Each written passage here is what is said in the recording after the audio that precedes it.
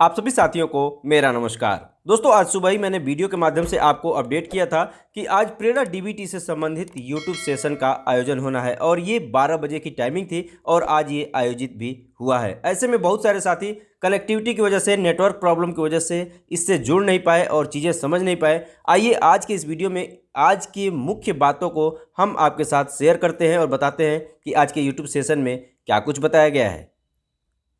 दोस्तों, आज के YouTube सेशन की जो पहली बात थी, वो सबसे पहली बात ये थी कि ऐप वर्जन को लेके। जी हाँ दोस्तों, जो अब ऐप वर्जन यूज हो रहा है वो 1.0.0.13 है और इसके पहले जो आपने डीबीटी पर कार्य किया है या फिर जो आपके मोबाइल में मौजूद है वो है 1.0.0.12। तो इस तरह से दोस्तों पहला काम आपको ये करना है कि प्ले स्टोर में जाना है और प्ले स्टोर में जाने के बाद अपने प्रेरणा डीबीटी ऐप को अपडेट करना है। जिन साथियों को अपडेट करना नहीं आता या फिर उसमें क्या सावधानी रखनी है ये जानना है तो इसी वीडियो के लास्ट में स्क्रीन पे ही आपको वो वीडियो दिख जाएगी, उस पर क्लिक कीजिएगा तो आप सरलता से जान पाएंगे कि अपडेट करने के लिए आपको कौन कौन सी प्रक्रिया करनी होगी।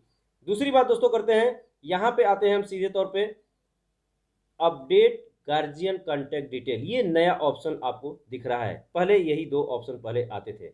अब यहाँ पे दोस्तों अपडेट गार्जियन कॉन्टैक्ट डिटेल में अभी हम ओपन कर रहे हैं तो ये ओपन नहीं हो रहा है, बाहर हो जा रहा है ऐप से। जब ये ओपन होगा तो इसमें ये होगा कि जिस गार्जियन के पास या अभिभावक के पास कॉल सेंटर से कॉल आई थी कि आपको धन प्राप्त हुआ या नहीं हुआ इस संदर्भ में पूछताछ के लिए, तो उस संदर्भ में जो अभिभावक फ़ोन नहीं रिसीव किए हैं या फिर किसी कारण से उस अभिभावक का फ़ोन नंबर कॉन्टैक्ट में नहीं है या वो बंद है, तो जो भी रीज़न होगा इसमें आप क्लिक करेंगे तो उनकी सूची दिखेगी और उस सूची में रीज़न भी रहेगा कि किस कारण से इनसे कॉन्टैक्ट नहीं हो पाया है। तो यहाँ पे आपको दो ऑप्शन होंगे। एक तो ये ऑप्शन होगा दोस्तों कि अगर अभिभावक का मोबाइल नंबर आप चेंज करना चाहते हैं तो यहाँ पे जो पहले वाला मोबाइल नंबर है उसे एडिट करके और दूसरा मोबाइल नंबर यहाँ जोड़ सकते हैं। उसके अलावा जो दूसरा विकल्प यहाँ दिया गया है, अगर एक और नंबर ऐड करना चाहते हैं अभिभावक का तो इसी फोल्डर में क्लिक करके उस सूची में एक अदर मोबाइल नंबर के लिए भी ऑप्शन है, वहाँ पे दूसरा मोबाइल नंबर भी वहाँ पे जोड़ सकते हैं। तो ये दो चीज़ें इसमें नई हैं। क्लियर? इसके बाद दोस्तों नीचे की तरफ आते हैं इस फोल्डर में वेरीफाइड ड्रॉप आउट में। तो इसमें यहाँ पे एक चीज़ चेंजिंग ये हुई है कि जिन साथियों ने डीबीटी पर पहले से कार्य किया है तो उनको इस फोल्डर में सिर्फ वेरीफाइड बच्चे ही दिखेंगे। आप समझ पा रहे हैं, जो बच्चे वेरीफाइड आपने किए हैं उन्हीं की सूची इस फोल्डर में दिखेगी अगर आपने डीबीटी पर पहले कार्य किया है। और जो साथी पहली बार डीबीटी पर कार्य करेंगे तो उनको इस फोल्डर में वेरीफाइड बच्चे भी दिखेंगे और ड्रॉप आउट भी दिखेंगे, यानी कि वेरीफाइड के साथ साथ ड्रॉप आउट बच्चों की सूची भी इस फोल्डर में दिखाई देगी। किनके लिए? उनके लिए जो कि डीबीटी का कार्य पहली बार करेंगे। क्लियर? इसके बाद दोस्तों तीसरा जो ऑप्शन है डीबीटी का जिस पे आप आगे कार्य करते थे, तो चलिए हम इस पर क्लिक करके आगे चलते हैं और फिर आगे की बात करते हैं। तो दोस्तों चलिए हम इस पर क्लिक करते हैं। क्लिक करने के बाद दोस्तों ये पेज आएगा, यहाँ पे आपको सिंपली नेक्स्ट पे क्लिक करना है। तो जैसे ही आप नेक्स्ट पे क्लिक करेंगे तो आगे पहुँचेंगे इस पेज पे। अब इस पेज पे दोस्तों यहाँ पे जो फोल्डर्स दिखाई दे रहे हैं इसमें कुछ बारीकियां हैं, इसे समझने की ज़रूरत है। यहाँ पे दोस्तों टोटल संख्या मान लीजिए आपकी यहाँ दिख रही है, कुल नामांकित छात्र संख्या जितनी आपकी थी उतनी दिख रही है यहाँ पे। यहाँ पे अगर आपकी संख्या बढ़ी हुई है, यानी कि अभिभावकों माता पिता का डाटा भरें और प्रमाणित करें, इस वाले ऑप्शन में मान लीजिए 2 हमारा बाकी था, अगर ये 4 या 5 या 6 की संख्या हो गई या अपने आप बढ़ गया है तो उसका रीज़न ये है कि आप यहाँ नीचे की तरफ देख सकते हैं यहाँ पे कि ये जो अप्रमाणित छात्र हैं, ध्यान दीजिएगा, ये जो अप्रमाणित छात्र हैं इनको अब उठा के इसमें भेज दिया गया है प्रमाणित करने के लिए। आप समझ रहे हैं? मान लीजिए यहाँ पे 2 संख्या दिख रही है, अगर यहाँ पे 5 बच्चे अप्रमाणित छात्र थे तो इन 5 बच्चों को यहीं पे भेज दिया गया है। तो कुल मिला के अब ये 2 की संख्या जो आपको दिख रही है यहाँ पे अब 7 संख्या शो होगी आपको। तो ये जो बढ़ोतरी है वो अप्रमाणित छात्रों के इसमें इस फोल्डर में आ जाने की वजह से है, क्योंकि अब इन बच्चों को भी आप पुनः प्रमाणित करेंगे और यहाँ पे आपको संख्या 0 ही दिखाई देगी। तो इससे आप परेशान नहीं होंगे। क्लियर?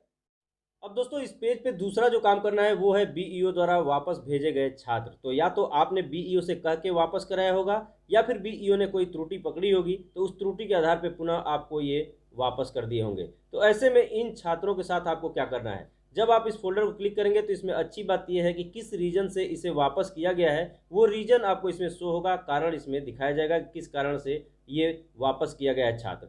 अगर इसमें कोई त्रुटि है तो यहाँ विवरण भरने के लिए, संशोधित करने के लिए ऑप्शन आपको मिल जाएंगे, आप यहीं से संशोधित कर सकते हैं। दूसरा कारण इसमें जो महत्वपूर्ण बात यह है, अगर ये बच्चा किसी और विद्यालय में पढ़ता है, आपके यहाँ भी तो नामांकित है ही, किसी अन्य जगह नामांकित है और वहाँ पढ़ता है, तो ये क्लियर होने के बाद इस बच्चे को आपको अपने विद्यालय से हटाना होगा। इसके लिए आप अपने प्रेरणा पोर्टल को ओपन करेंगे और प्रेरणा पोर्टल पर जाकर वहाँ इस बच्चे को ड्रॉप आउट कर देंगे। क्लियर। अब दोस्तों जो दूसरा महत्वपूर्ण पॉइंट है वो है PFMS बैंक खाता सीडिंग भुगतान रिपोर्ट। तो इस पर आइए दोस्तों क्लिक करते हैं, फिर आगे की बात करते हैं। हमने इस पर क्लिक किया दोस्तों। यहाँ पे अब पहला फोल्डर ले लेते हैं, अनसीडेड आधार बैंक खाता। इसमें दोस्तों जिन अभिभावकों का खाता आधार से लिंक नहीं है, सीडेड नहीं है, उन बच्चों की सूची यहाँ पे दिख जाएगी।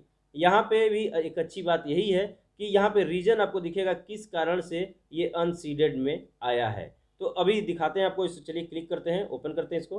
हमने ओपन किया दोस्तों और यहाँ पे देख सकते हैं ये जो बच्चा है, पहले नंबर का जो बच्चा है, इसको देखिए, इसकी पूरी डिटेल्स है। और यहाँ पे स्टेटस में नीचे वाले में देखिए, यहाँ पे स्पष्ट तौर पर लिखा है कि आधार से कोई बैंक खाता जुड़ा नहीं है। तो आप क्लियर हो गए कि यहाँ पे बैंक खाते से आधार लिंक नहीं है, इसी वजह से इनके खाते में पैसा नहीं गया है। तो आपको यही कार्य करना है और दोस्तों इसे गंभीरता से कीजिएगा, क्योंकि जब तक ये कार्य होगा नहीं तब तक बार बार आप भी परेशान होंगे। और एक बार इस कार्य को सही ढंग से कर देते हैं तो इससे आपको मुक्ति मिल जाएगी। तो दोस्तों तीसरे चरण के लिए आपको हाथ न लगाना पड़े, सावधानी से इस कार्य को अवश्य कर लीजिए।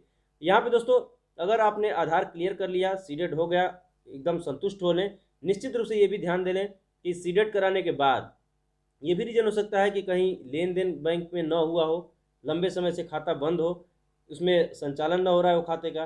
तो ये सारी चीज़ें क्लियर करने के बाद खाते को हर हाल में आपको सक्रिय रखना है। ये अपने जानकारी में रख लेना है कि खाता सक्रिय हो चुका है, आधार से लिंक हो चुका है। उसके बाद आप सिंपली यहाँ इस बॉक्स में क्लिक करेंगे, चेक बॉक्स में जैसे क्लिक करेंगे तो ये ऑप्शन आएगा, क्या आप डाटा को भुगतान हेतु आगे भेजना चाहते हैं। तो सिंपली यहाँ पे हाँ पे क्लिक कर देंगे और ये डाटा आगे चला जाएगा और नेक्स्ट टाइम इनके खाते में पैसा आ जाएगा। लेकिन ये निश्चित रूप से आप कंफर्म हो लें कि इनका आधार लिंक हो चुका है और इनका खाता सक्रिय हो चुका है, ताकि आपको तीसरे चरण के लिए कोई परेशानी न हो। इसके अलावा दोस्तों देखिए, पीछे चलते हैं हम फिर से। अगला फोल्डर है, यहाँ पे देख सकते हैं सीडेड आधार बैंक खाता। तो यहाँ पे जो सीडेड आधार बैंक खाता का फोल्डर है, इसमें संख्या 0 दिखाई दे रही है। ये इसलिए दिखाई दे रही है क्योंकि जितने सीडेड आधार बैंक खाता थे उनका सफल भुगतान हो चुका है, तो वो बच्चे यहाँ पे शो होंगे सफल भुगतान में। क्लियर। तो सफल भुगतान वाले फोल्डर में बच्चे शो होंगे, इसलिए यहाँ पे संख्या 0 दिखाई जा रही है। इसके अलावा दोस्तों ये है विफल भुगतान।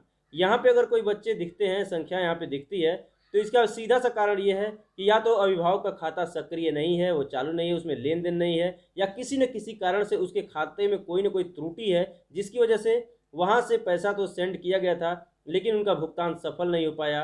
वो बच्चे विफल भुगतान की श्रेणी में आ जाएंगे। तो यहाँ पे दोस्तों उन सबकी सूची मिल जाएगी, किस कारण से ये विफल भुगतान हुआ है, वो रीजन भी आपको यहाँ लिखा हुआ मिल जाएगा इस सूची में। तो उस रीजन को आप ठीक ढंग से देख लेंगे और देखने के बाद पुनः उस रीजन को सॉल्व करके और उसके बाद से फिर ये सफल भुगतान के लिए रेडी हो जाएगा और अगली बार में जब पैसा सेंड किया जाएगा तो सफल भुगतान की श्रेणी में ये बच्चे आ जाएंगे। तो दोस्तों ये थी मुख्य बातें। उम्मीद करते हैं ये वीडियो मेरा पसंद आया होगा। और अच्छा लगा हो तो लाइक कीजिएगा। चैनल पे पहली बार आए तो प्लीज़ मेरे चैनल को सब्सक्राइब कर लीजिएगा। मिलते हैं नेक्स्ट वीडियो में, तब तक के लिए नमस्कार।